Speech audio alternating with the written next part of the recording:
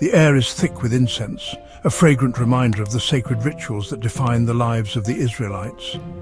The scent permeates the atmosphere, creating a sense of reverence and anticipation. Sunlight streams through the open tent flap, casting a warm glow on the interior. The light dances on the fabric, creating patterns that seem almost alive, a symbol of hope and divine presence.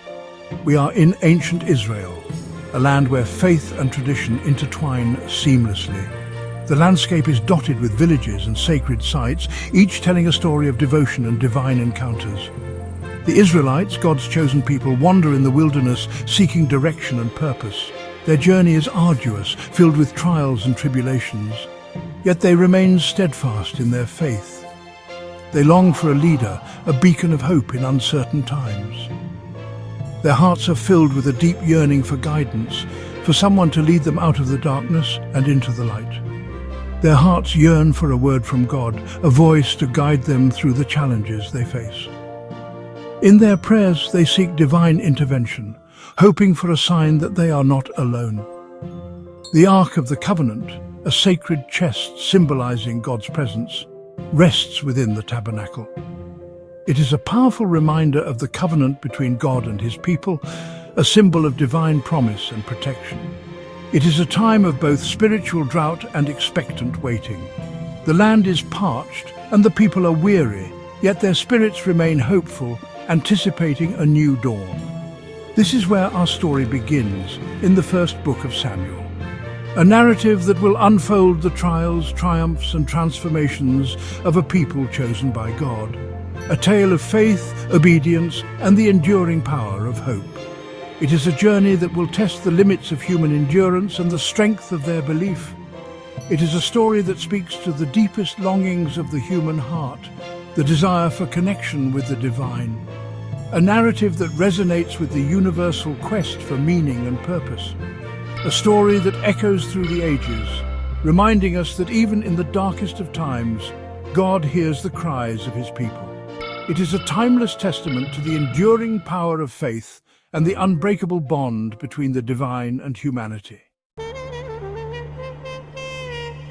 In the heart of this ancient land lived a woman named Hannah. She was a figure of quiet strength and deep faith, navigating the complexities of her world with grace. A woman of deep faith, she carried a heavy burden. Her heart was heavy with sorrow, a sorrow that seemed to grow with each passing year. Hannah was barren, unable to conceive a child. This was a source of immense pain for her, as she watched other women around her bear children and experienced the joys of motherhood. This was seen as a mark of shame in those days, a sign of God's disfavor. The whispers and gossip of the village only deepened her sense of isolation and despair. Year after year, she endured the pain of emptiness, the sting of ridicule. The loneliness was overwhelming, and the nights seemed longer and colder. But Hannah never lost hope. Despite the heartache, she held on to a glimmer of faith, believing that one day her prayers would be answered. She clung to her faith, pouring out her heart to God in prayer. Her prayers were filled with tears, but also with a steadfast belief in God's mercy. One day at the sanctuary in Shiloh, Hannah made a vow. She promised that if God would bless her with a son, she would dedicate him back to the Lord, to serve in his temple all the days of his life. If God would bless her with a son, she would dedicate him back to the Lord, to serve in his temple all the days of his life. This vow was a testament to her unwavering faith and her deep desire to honor God. Her prayer was a whisper, a silent plea born of desperation and unwavering belief. In the quiet of the sanctuary, her voice was a beacon of hope, a testament to the power of faith and the strength of the human spirit.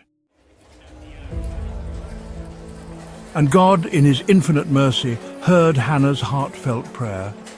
She conceived and gave birth to a son, a child of great promise. She named him Samuel, which means God has truly heard. Hannah's heart overflowed with immense gratitude. She had faithfully kept her promise. When Samuel was weaned, she took him to Shiloh, to the house of the Lord. Eli the high priest was an old man, his eyes dimmed with age. He saw the depth of Hannah's devotion, the genuineness of her sacrifice. He blessed her, and Samuel began his life of service in the temple. He was a dedicated child, eager to learn the sacred ways of the Lord.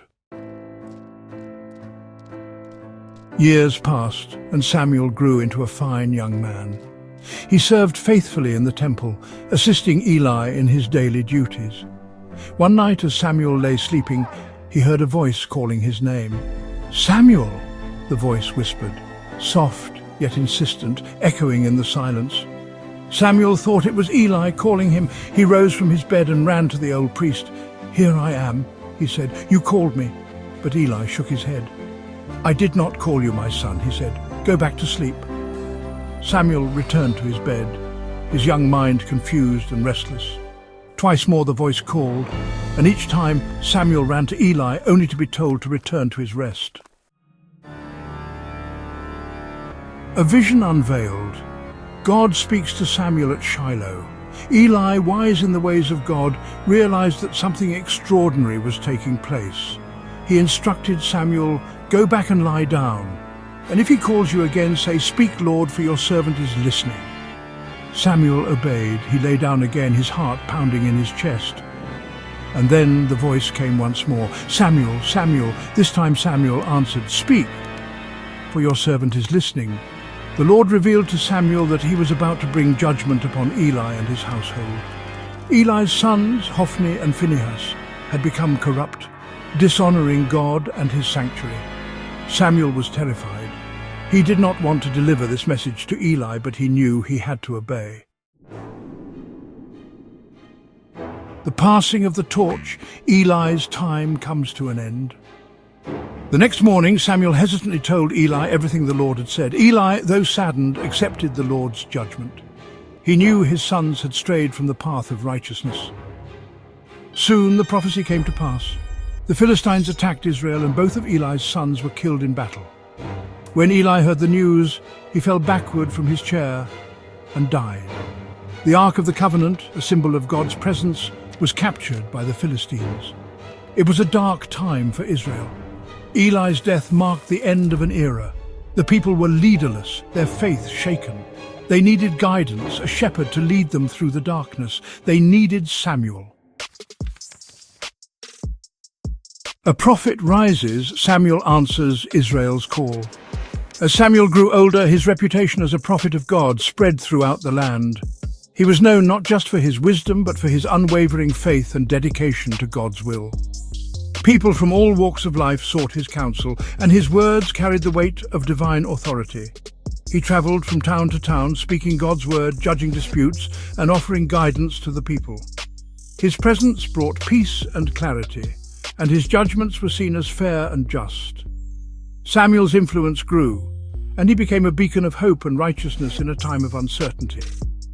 Samuel's life was a testament to his name. God has heard. In moments of solitude, he would seek God's guidance through prayer and meditation, ensuring that his actions were always aligned with divine will. His deep connection with God was evident to all who knew him.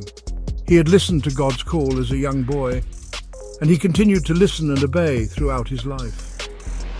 From his early days in the temple under Eli's mentorship to his later years as a revered prophet, Samuel's journey was marked by his unwavering commitment to God's voice.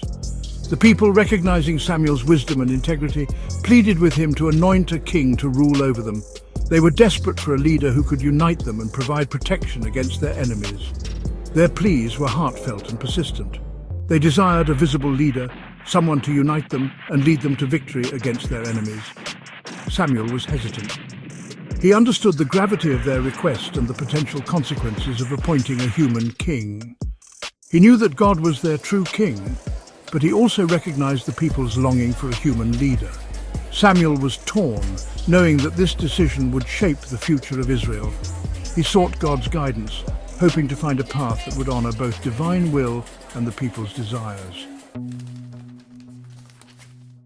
A legacy begins, Samuel's impact on Israel's future. Samuel, guided by God, reluctantly agreed to anoint a king, and so began a new chapter in the story of Israel. Samuel's life and ministry had a profound impact on the future of his nation. He served as a bridge between the old era, marked by judges and priests, and the new era characterized by kings and kingdoms. The story of Samuel is a timeless reminder that God hears the cries of his people. It is a story of faith, obedience, and the enduring power of hope. It is a story that continues to resonate with us today, reminding us that even in the darkest of times, God is present, working through ordinary people to accomplish extraordinary things.